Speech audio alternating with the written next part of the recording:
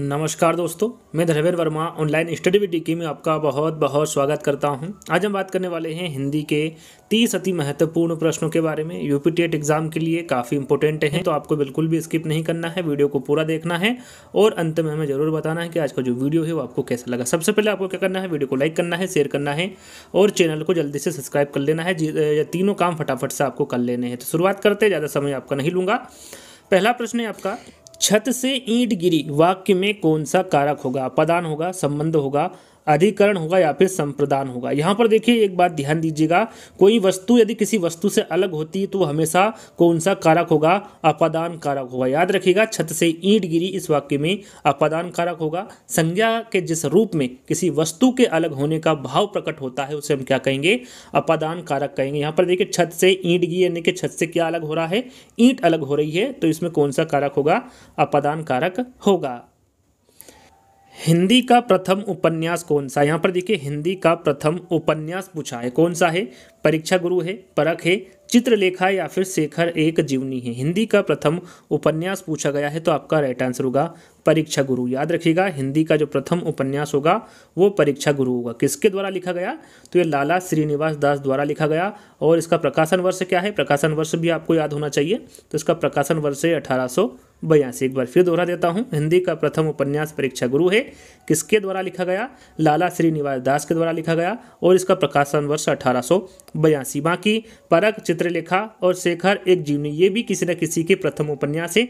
किसके हैं इसके बारे में आपको जानकारी होना चाहिए। देखिए जो परख है ये जैनेन्द्र का प्रथम उपन्यास है। याद रखिएगा किसके द्वारा लिखा गया उपन्यास है परख? तो यह जैनेन्द्र का प्रथम उपन्यास है। और कब प्रकाशित हुआ था? तो 1929 में। याद रखिएगा, यदि पूछा जाए कि जैनेन्द्र का प्रथम उपन्यास कौन सा है तो वो है परख। कब प्रकाशित हुआ था? तो 1929 में हुआ था। चलिए चित्रलेखा की हम बात करें तो चित्रलेखा है ये भगवती चरण वर्मा का प्रथम उपन्यास है। भगवती चरण वर्मा का कौन सा प्रथम उपन्यास है? तो आपका राइट आंसर क्या होगा? चित्रलेखा। इसका प्रकाशन वर्ष क्या है? तो 1934। याद रखिएगा, चित्रलेखा किसके द्वारा लिखा गया उपन्यास है?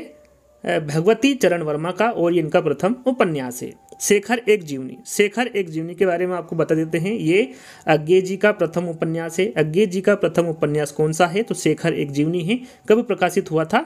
तो ये 1941 में प्रकाशित हुआ था। इनका प्रकाशन वर्ष, साथ में एक इसका उपन्यास है प्रथम, ये भी आपको जानकारी होना चाहिए। यदि सीधा सीधा प्रश्न पूछे कि हिंदी का प्रथम उपन्यास कौन सा होगा तो परीक्षा गुरु होगा, जो कि लाला श्रीनिवास दास के द्वारा लिखा गया।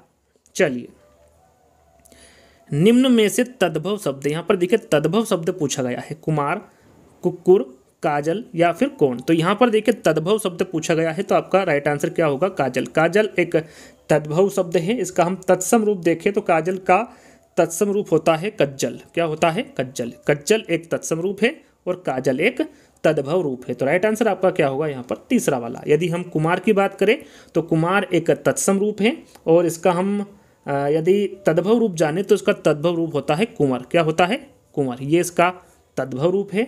और कुक्कुर, कुक्कुर की हम बात करें तो कुक्कुर एक तत्सम रूप है और इसका तद्भव हम जाने तो इसका तद्भव रूप होता है कुत्ता। क्या होता है? कुत्ता। कुत्ता को हम तत्सम में क्या कहते हैं? कुक्कुर कहते हैं। याद रखिए, कोण की हम बात करें तो कोण एक तत्सम शब्द है और इसका हम यदि तद्भव रूप जाने तो कोण का तद्भव रूप होता है कोना। देखिए तीनों चारों के बारे में आपको पता होना चाहिए। कुमार एक तत्सम शब्द है, इसका तद्भव होता है कुंवर।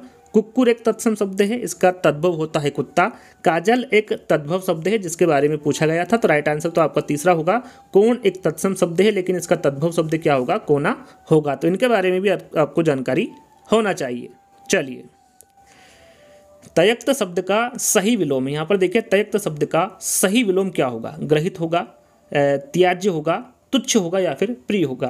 तो यहाँ पर आपका राइट आंसर होगा जो तज्ज शब्द का सही विलोम होगा वो आपका ग्रहित होगा। क्या होगा? ग्रहित। तज्ज शब्द का सही विलोम होता है। यहाँ पर देखिए त्याज्य शब्द की हम बात करें तो इसका जो विलोम होता है वो क्या होता है? तो इसका विलोम होता है ग्राह्य।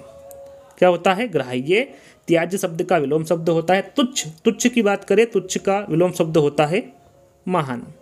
और प्रिय की हम बात करें, प्रिय का जो विलोम शब्द होता है वो अप्रिय होता है। क्या होता है? अप्रिय। इन सभी के विलोम शब्द है तो इनके बारे में भी आपको पता होना चाहिए। वैसे इसका आंसर क्या होगा? आपका पहला वाला। चलिए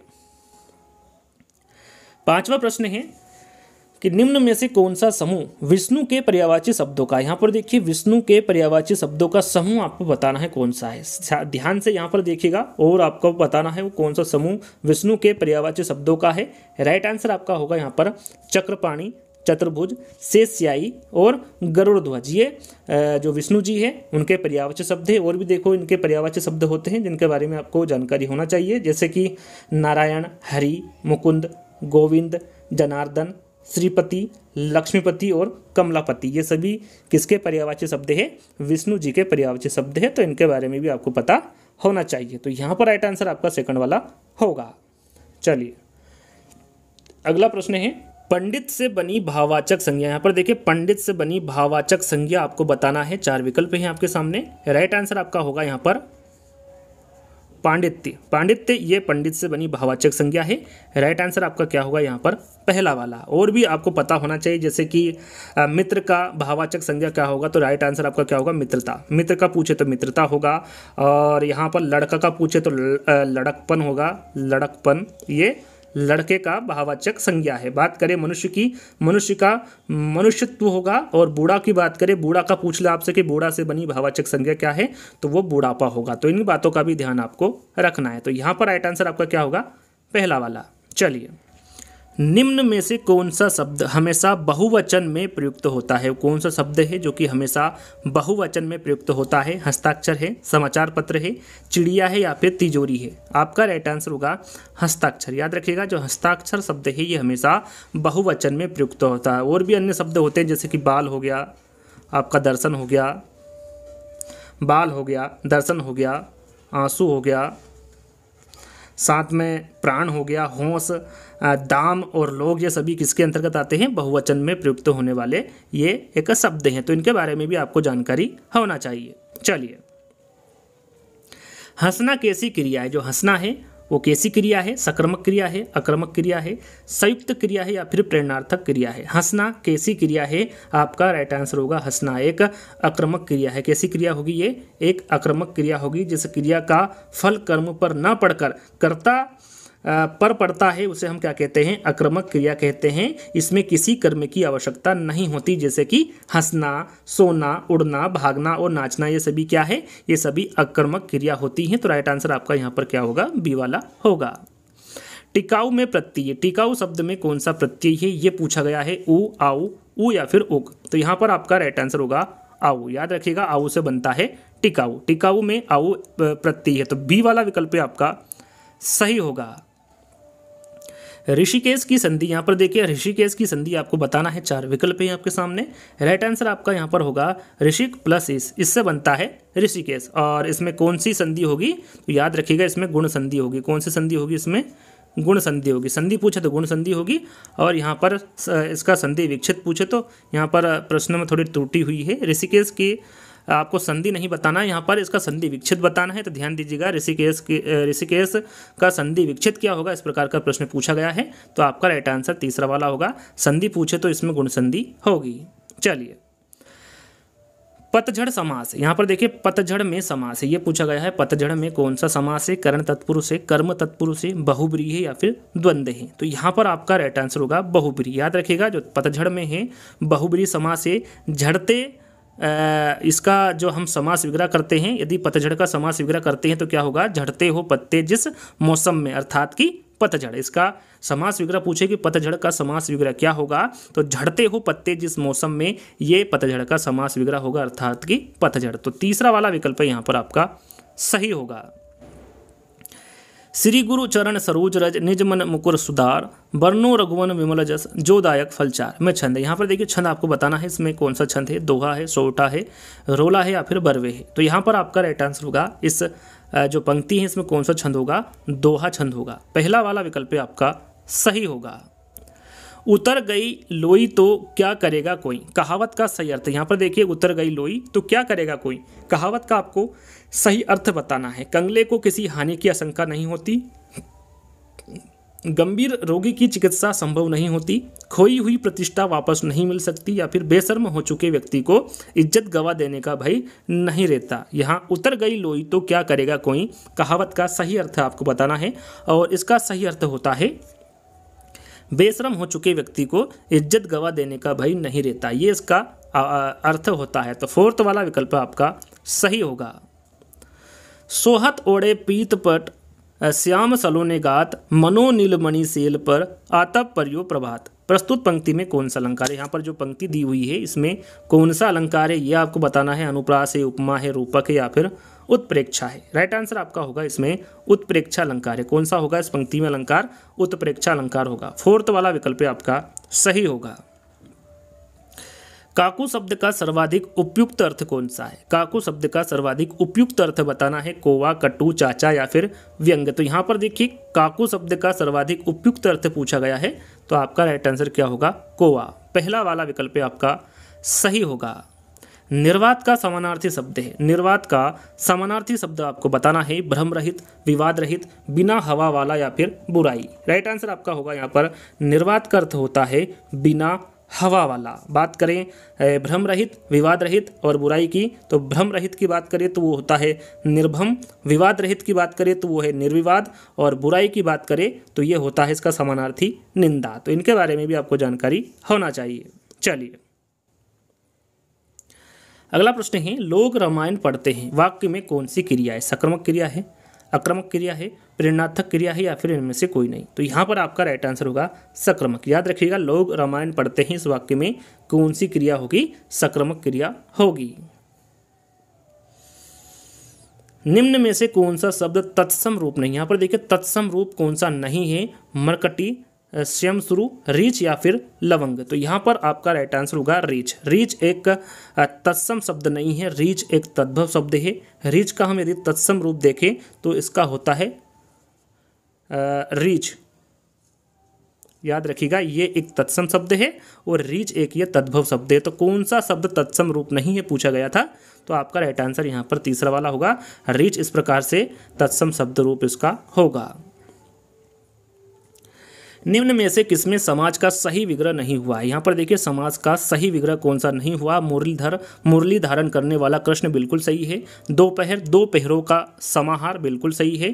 कनकलता, कनक के समान लता, ये भी सही है। यहाँ पर तीसरा वाला विकल्प आप देखेंगे पतिव्रता, पति का व्रत लेने वाली स्त्री, ये समाज का सही विग्रह नहीं होता है। इसका सही विग्रह होता है पति धर्म ही जिसका व्रत हो, अर्थात कि पति धर्म का पालन करने वाली स्त्री, ये इसका समास विग्रह होता है, ना कि पति का व्रत करने वाली स्त्री। तो यहाँ पर तीसरा वाला आपका समास का सही विग्रह नहीं होगा। तो तीसरा वाला विकल्प आपका सही होगा।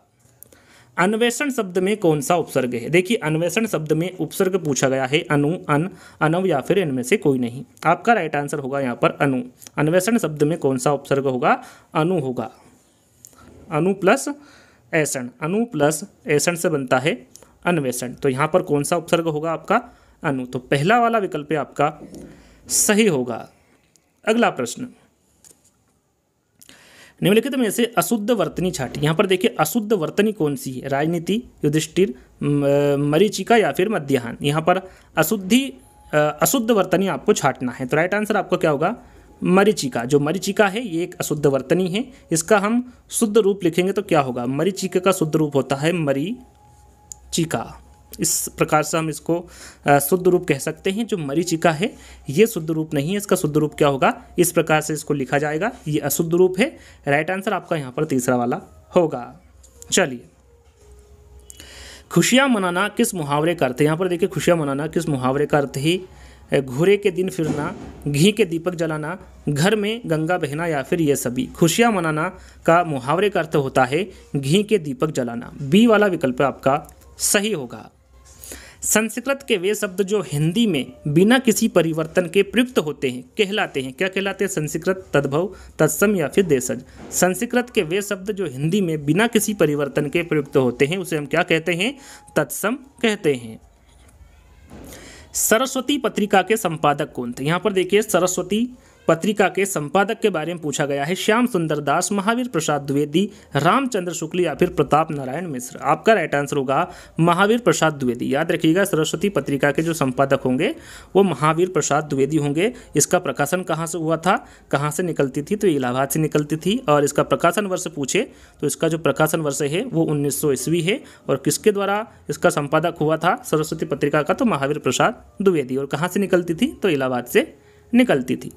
अगला प्रश्न, तुलसीदास जी ने अपनी रचनाओं में किसका वर्णन किया है? शिव जी का, कृष्ण जी का, राम जी का या फिर विष्णु जी का? राइट आंसर आपका होगा यहाँ पर राम जी का। याद रखिएगा, तुलसीदास जी ने अपनी रचनाओं में राम जी का वर्णन किया है। इन्होंने जो रचनाएं लिखी उसमें प्रमुख जो रचना है उनके बारे में आपको जानकारी होना चाहिए, जैसे कि गीतावली, श्री रामचरितमानस, दोहावली, कवितावली, हनुमान चालीसा, विनय पत्रिका, बरवे रामायण, रामलला नहचू, रामाज्ञा प्रश्नावली, वैराग्य संदीपनी, जानकी मंगल, पार्वती मंगल और कृष्ण गीतावली। ये सभी किसकी रचनाएं हैं?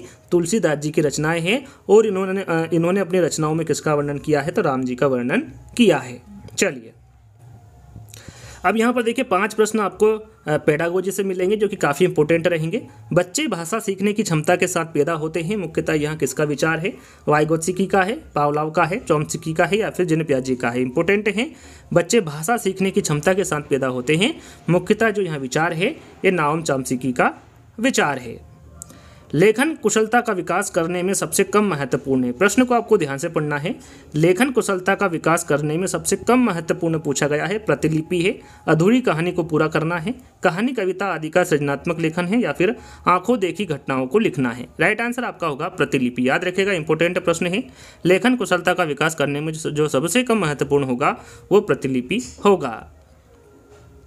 भाषा सीखने में जो त्रुटियां होती है उन्हें कठोरता से लेना चाहिए, उन्हें जल्दी से दूर किया जाना चाहिए। वे बच्चों की त्रुटियों की ओर संकेत करती है या फिर वे सीखने की प्रक्रिया या स्वाभाविक हिस्सा होती हैं जो समय के साथ दूर होने लगती हैं? राइट आंसर आपका होगा भाषा सीखने में जो त्रुटियां होती हैं वे सीखने की प्रक्रिया का स्वाभाविक हिस्सा होती हैं जो कि समय के साथ दूर होने लगती है। 4th वाला विकल्प आपका सही होगा। पढ़ना कौशल में सबसे ज़्यादा महत्वपूर्ण है। पढ़ना कौशल में सबसे ज़्यादा महत्वपूर्ण क्या है? शब्दों वाक्यों को शुद्ध रूप से उच्चारित करना है, केवल अक्षर पहचानना है, तेज गति से पढ़ना है या फिर संदर्भानुसार अर्थ ग्रहण करना है? तो पढ़ना कौशल में जो सबसे ज़्यादा महत्वपूर्ण है यह संदर्भानुसार अर्थ ग्रहण करना है। 4th वाला विकल्प आपका सही होगा। अंतिम प्रश्न, जैसा कि मैं आपको बताया था टोटल 30 प्रश्न मिलेंगे और सभी के सभी इंपॉर्टेंट हैं। आप यहाँ पर बता सकते हैं कि इन 30 प्रश्नों में आपको कितने नंबर आ रहे हैं।